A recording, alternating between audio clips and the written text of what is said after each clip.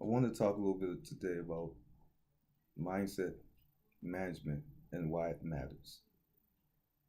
A lot of people don't think much about mindset. I know there's a lot of dialogue about it right now for whatever reason.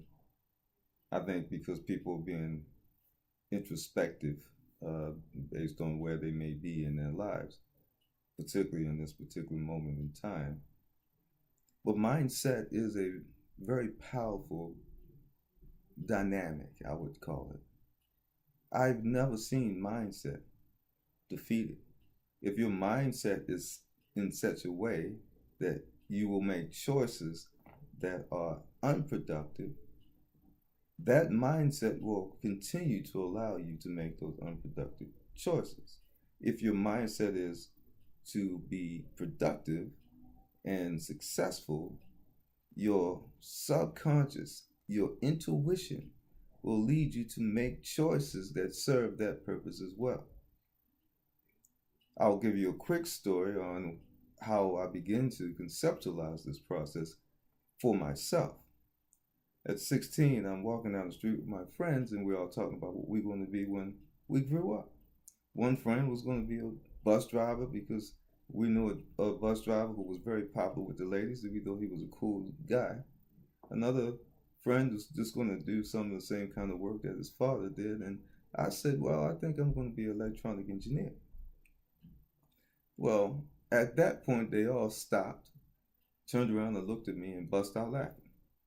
They laughed at me all the way home. And I chuckled along with them. I was a kid, but deep down inside, it actually hurt my feelings. My friends had laughed at my dream. So when I got home, I just went upstairs and went to bed. Didn't have dinner because I was trying to get over that, the emotional impact of that. I was surprised even that it impacted me such. But as it so happened, a couple of years later, in my last year in high school, the National Urban League shows up in my homeroom class and starts to talk about the varying apprenticeship programs that may be available after graduation. And since I hated sitting in class for 50 minutes at a time, 7 periods per day, I signed up for whatever he had coming up next, which was he was going to be back in the school on the seventh period that following Monday. I signed up to go just to get out of class. I would do virtually anything to get out of class, I tell you. So I listened to what he had to say, and then he indicated to me that I would need to take a series of tests over the remainder of the school year, and those tests would be taken during school time.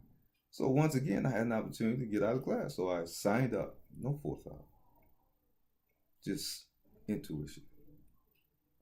And lo and behold, after I graduated that following fall, I was selected by the International Brotherhood of Electrical Workers to be a part of that union and study electrical apprenticeship. Now,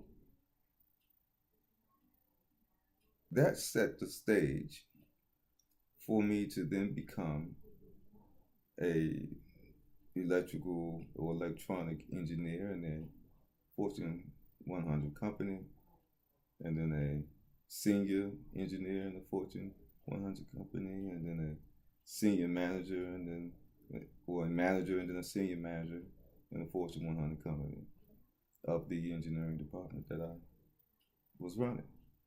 So not only did I become the electronic engineer that my mindset had established, I had exceeded that simply because that pathway had already been set and put in front of me, and I moved forward.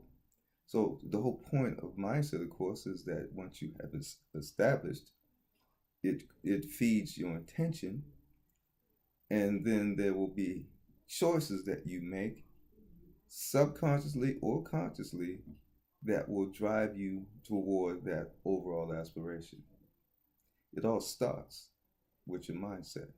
And much of you that you experience through this process is intuition or subconscious behavior.